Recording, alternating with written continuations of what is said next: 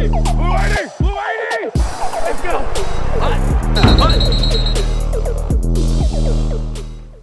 Welcome to EdjSports Coach Rankings Show. I'm your host, Katie George. Be sure to follow EdjSports on all social media platforms. You can find those links below. And if you're watching on YouTube, be sure to give us a like and also subscribe to our YouTube page so you can get all of our coach rankings as well as betting content. Joining me each week is Ian O'Connor, EdjSports Senior Data Analyst.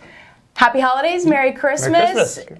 What was it like watching the games? Did you have a favorite game that you watched? Green Bay getting the win, course. sneaking out a win as a Packers fan was a good one to watch. Seeing Aaron Rodgers and Devontae Adams both get franchise records there was really cool. A game we'll get to a little bit later, Patriots-Bills was really fun to watch. It was. Watching those two coaches, those top two teams in the AFC East, and then seeing the Bengals just dominate the Ravens. A very depleted Ravens team, kind of picking on them a little bit, but very fun to see them just dominate the Ravens for the second time this season. Well, we learned that you don't give Joe Burrow bulletin board material midweek. I think is fair. Again, be sure to like this video and subscribe and follow EdjSports on Twitter and all other social media platforms. And as you might imagine, people get pretty worked up when we tell them that their coach is not as good as they thought they were, or vice versa. So before we get into the latest on our coaches' rankings, we wanted to share with you some kind words that people tweeted to us over the weekend, which I think a lot of these came from Steelers fans, too. If I remember, big-time Steelers site put out the coach rankings. They were not happy. Yeah, well, the first one comes from McKinnon Matthew. He said, bruh,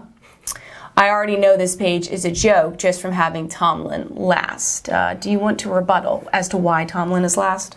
Yeah, Tomlin, I mean, the Pittsburgh just hasn't been very good first off this season.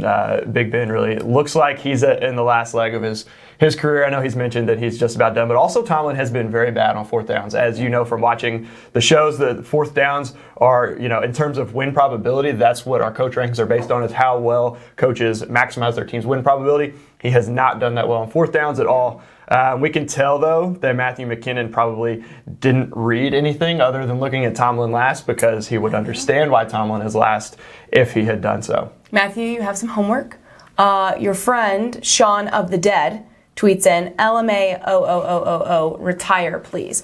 Well, I think Ben Roethlisberger could also take that advice as well. He, I think, is about to, yeah. He asked nicely, though. Said please, so that's always nice. Big Blue John, I think is a UK fan. If you look at his profile, he said, is this ... your job? Man, I hope not. Is this your job? It is. It's a good job to have. You do a good job. People yell at us and hate us, but we still get paid to do it. So we do. Kevin K.J. Riley. It's a lot of syllables in there. Stupidest list I've ever seen. You should be banned from giving your opinion ever, all caps, and a lot of exclamation points. Well, that's what people go to Twitter for, is to only give their opinions. Yeah. You've said it best. That's what Twitter is for. Social media, I think, in general. So we'll keep giving our opinions, and they're not really our opinions. They are objective, data-based opinions, if you will, rankings, whatever. You might not agree with it, but there's literally a formula that creates and generates all of this content. But we appreciate you reaching out with your warm, cheery, holiday-spirited tweets. If you want to join the conversation, follow EdjSports on Twitter, and we can't wait to see what you have to say about our latest rankings, which we now have a new number one in our rankings, as Brandon Staley has fallen out of the top spot for the first time in 5 weeks. Who is our new number one? Yeah, Brandon Staley falls. He had the big week last week. We didn't have a video, but he stayed at number one with that big game against the Chiefs. A lot of people hammered him for those fourth down decisions. We actually agreed with 4 of, I think, the 5 that he had. The one we didn't agree with was the 4th and goal, like with 3 seconds left in a half. It was a very slight error, but still had a good week. Last week didn't really have a bad week, but Frank Reich jumps him for number one. Frank Reich didn't have a great week this week, although he had 3 fourth down goes against New England the week prior. But Staley and Reich remain number 1 and number 2 in CCI. So nothing really changes as far as their fourth down decision-making goes. What caused the movement was Indianapolis' win over Arizona, and the Chargers lost to Houston. So they swapped spots in EPI, which is that team performance, on-field performance to date. So Indianapolis is now 9th. The Chargers are now 11th. So that caused, based on the formula, it caused Reich to jump up to first. Staley didn't just drop to number 2, he dropped to number 3. Cliff Kingsbury passes him. So despite the loss to the Colts on Christmas, he had some good fourth down calls, jumps 2 spots in CCI, and is now number 2 overall. Had a 4th and 6 that they went for it from the Indy 34. That was after a missed field goal in PAT. I think I had seen the Cardinals had a new holder, so maybe that had something to do with it with Matt Prater, but probably went into the decision there. But it was a good decision that he probably, wouldn't have made had they not had the kicking troubles. And then a 4th and 1 from his own 34 early in the fourth quarter. They're only down by 2. I think it was 14 minutes left. Still a lot of time, and chose to go for it. So a couple really good decisions from Kingsbury that moves him up this week and takes him up to number 2. Talk about two teams trending in very different directions. Arizona started 7-0 on a tear, and now they seem to be spiraling out of control. Right. I know there's some COVID issues. Of course, every team seems to be dealing with that. Yep. They're playing sloppy football, whereas the Colts started with a really tough schedule, struggled, and now they seem to be... I think. Have won 8 of 10. So 8 of 10. And I wondered how Jonathan Taylor was going to fare given the offensive line was so banged up, and they still put it to him. So interesting seeing those two teams where they're heading into the playoffs. So. Yeah, going to be tough for the Colts to win the division. I think they're at the 5 spot in the wild card right now, so have that first wild card, but have to win both of their games, have to have Tennessee lose to Miami and Houston. Not impossible. Tennessee did already lose to Houston. Houston got a big win over the week. And they've already beaten Tennessee once, and then Miami is playing really well. So the Colts still have hope, but I think they're pretty safe in the playoffs right now, playing very good. Fair enough. Very good football. Well, the last few weeks we've discussed coaches who are not so highly regarded within their teams on our segment Hot Seat Tracker. This is where we evaluate decisions made by head coaches who are in the news or rumored to be on the verge of being let go by their current team. Our last Hot Seat Tracker, we discussed Urban Meyer, and less than 24 hours later, his tenure in Jacksonville came to an end, not surprisingly.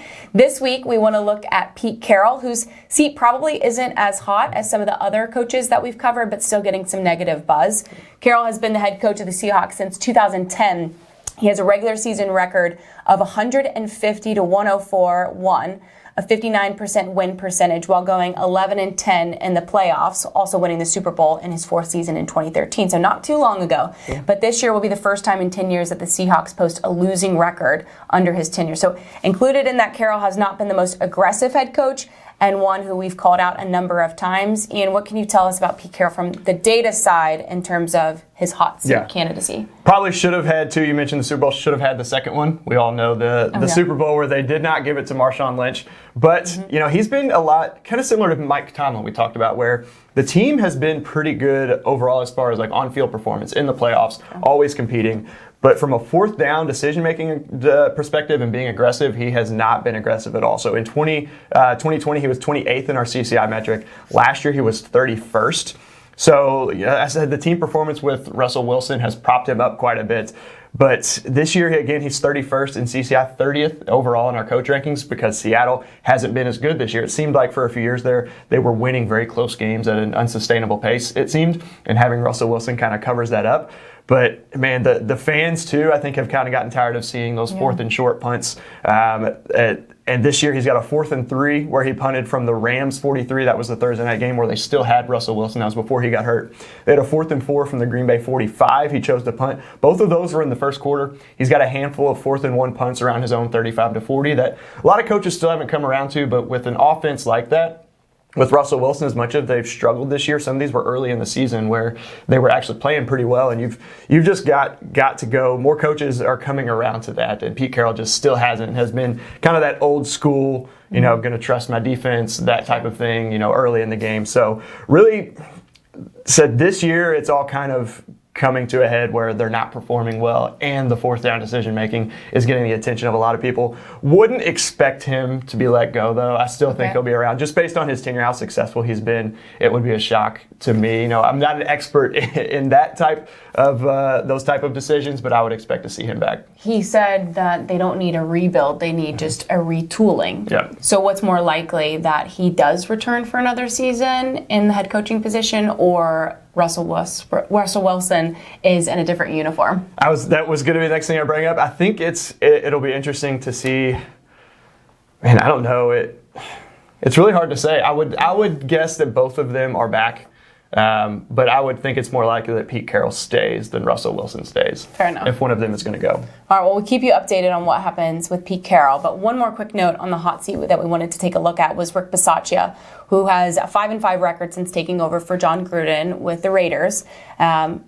not necessarily needs to make this segment, but I think it's worth taking a look at, because has he done enough in your eyes to warrant another shot with the Raiders next season?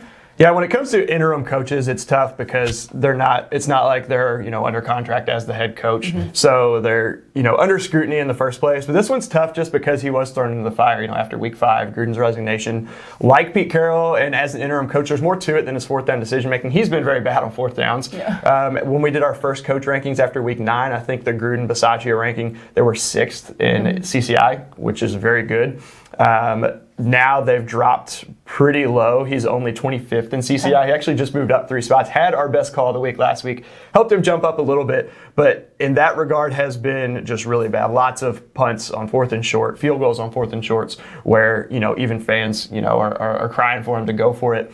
But they've also had some big wins to keep them in the playoff hunt. They beat Dallas on Thanksgiving. Mm-hmm. They had big wins over Cleveland and Denver the last couple weeks that were close, but were able to squeak out wins. But they've also lost to the Giants and Washington. So he's done enough, or at least the team has done enough to keep them in the playoff hunt, but still has a couple wins and makes decisions where you look at it like, man, what is he thinking? But he's got the most 3% plus errors in the league since taking over in week 6. And we mentioned 3% is kind of that threshold that we use a lot of times. Tied for the second fewest 3+% goes with only 2 in that span. So really, in that regard, just has not done what he should be doing. Do you also think that time is telling? I mean, this is his first time being a head coach. He's now in the position to make these kind of decisions. If he is to be hired on in the full-time position, he'll find his identity as a decision maker in those high pressure situations. Yeah, potentially. And looking at it as an interim coach too, it's similar to when you've got like a first year coach. Like he's an interim coach, he's thrown in, he's like, all right, this is my chance to like prove myself, and maybe that they keep me on, or I can get a job as a head coach somewhere else. Doesn't want to make any mistakes to look really bad. But yeah, if they're able to keep him on, or is able to get another head coach job somewhere else, maybe he would kind of catch on and be like, all right, I've got some stability or some security here in my job as a head coach. And so he'll be more aggressive at that point. So interesting to see. Absolutely. And we'll keep an eye on Carroll and Bisaccia moving forward on our hot seat tracker. He's decided to challenge his play. He has tossed down the red flag. Ian, it is time to throw our challenge flags. This is where we pick a coaching error from the previous week and throw the red flag challenging his decision. We'll explain why it was a bad call in terms of win probability maximization. Who are you throwing your challenge flag on this week? It's going to be on Joe Judge, a guy I've criticized quite a bit over the last couple of years. We haven't covered him for the hot seat this year. It came out last week they're expected to retain him. But he didn't want to talk about it with the media. He doesn't speak on hypotheticals, even though it's not a hypothetical anymore. I think there's a chance he and both he and Gettleman could be gone. We said it's come out that they're both going to be retained, but I don't think fans are necessarily happy about that, especially Giants fans. He's been very bad on 4th downs, very old school, might even make some of the old school coaches kind of distance themselves from him. This week he punted on a 4th and 3 at the Philadelphia 44. First quarter, late in the first quarter, tied at 0. It was a 2.6% error in terms of pre-snap win probability that he cost the Giants. Only 10th worst of the week. But it's a situation where you can't punt that. He does this all the time. He'll have a 4th and 1, 4th and 2, 4th and 3 where he's at the opponent's 37 or 40. And even instead of attempting a long field goal, which might not be the best option, chooses to punt.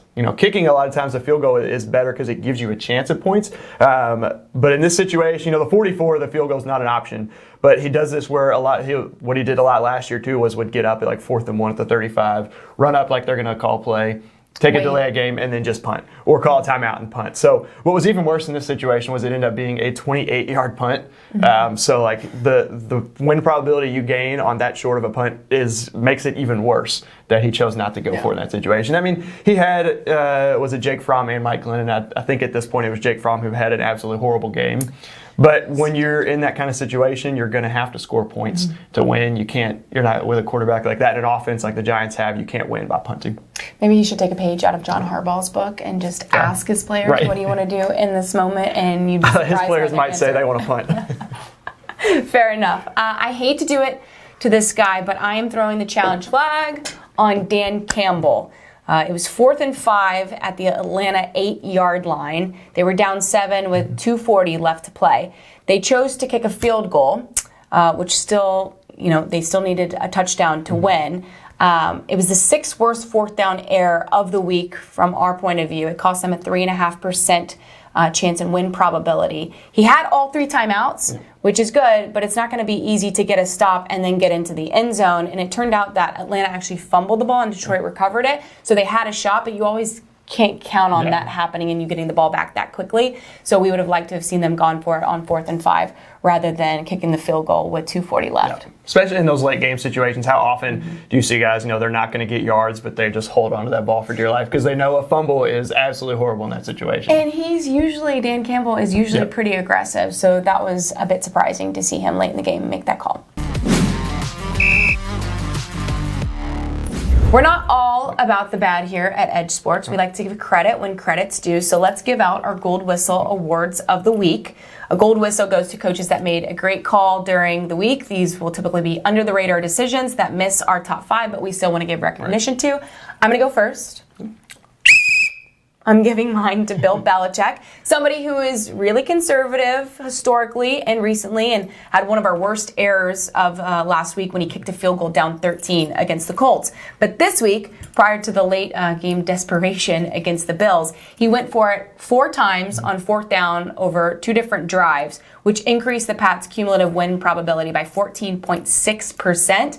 They converted on all 4 over those 2 separate drives, leading to 2 touchdowns. So they got points on the board, and it helped Bill Belichick move up 1 spot in our season-long CCI ranking. So good for him being aggressive. Not once, not twice, not thrice, but 4 times. Yeah, that was a pleasant surprise, especially from Belichick, to see that. And kind of an opposite. My coach, I'm going to stick with the same game and go with Sean McDermott. So Sean McDermott gets the golden whistle.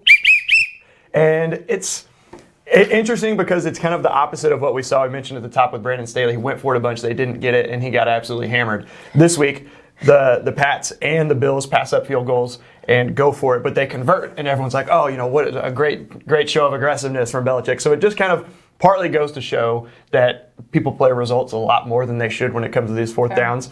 But this one, McDermott also went for it 4 times for a cumulative increase of 9.4% win probability. They converted 3 of the 4. They were all in 4 separate drives. One was a 4th and goal from the 1 they didn't convert. It actually was a dropped pass, but I think it was Emmanuel Sanders that should have been 4 for 4.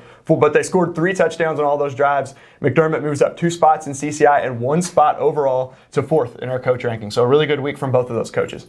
Congratulations, gentlemen. Lastly, let's pick our Week 17 head-to-head coaching matchups that we're most looking forward to. I can't believe, by the way, that we're already at Week 17. And it's not the last week of the year this year. And it's not. Just to be clear, these selections don't focus on storylines or on-field matchups, but rather what we're most interested to see from the 2 head coaches on the sidelines. What game are you most looking forward to? I'm looking at Las Vegas and Indianapolis. So we talked about both of these coaches already in Bisaccia and Reich. Reich is our new top coach versus Bisaccia, who's one of our hot seat coaches, who's been very conservative this season. Both teams fighting for AFC wildcard spots. I mentioned Indianapolis is the 5 seed right now. Las Vegas, I think, is like 9th or 10th based on tiebreakers. Have a shot to get in. But if it comes down to it, I would bet on Reich to make the gutsy call, the aggressive call to win the game 10 times out of 10 when it comes down to those late games. Because Bisaccia mentioned he had our number 1 best call of the week this week. It was a 4th and 1, I think at the Denver 46. They were up 1 early in the 4th quarter. He has some of those, but when it comes down to it late game, when it really matters is when he kind of tightens up and goes conservative, where Frank Reich, we've seen him time and time again make these really good 4th down calls late in the game with the game on the line. So I would bet on Reich there. And I'm interested to see if Indianapolis can continue this great roll that they're on, because their momentum is certainly on their side. I'm most looking forward to Arizona, Dallas. We mentioned Arizona is trending in the wrong direction. Dallas certainly is trending in the right direction after a monster win over the Washington football team.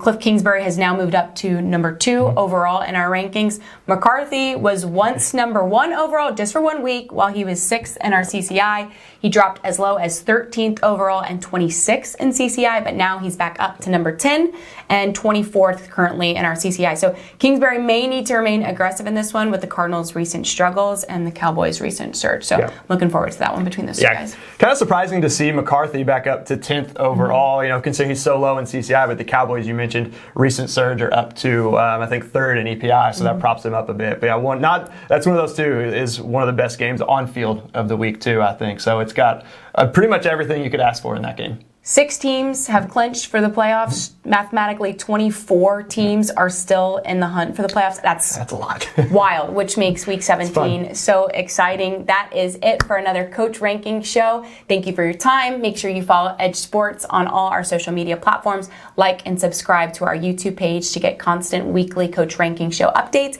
as well as in-depth betting analysis. Have a great day.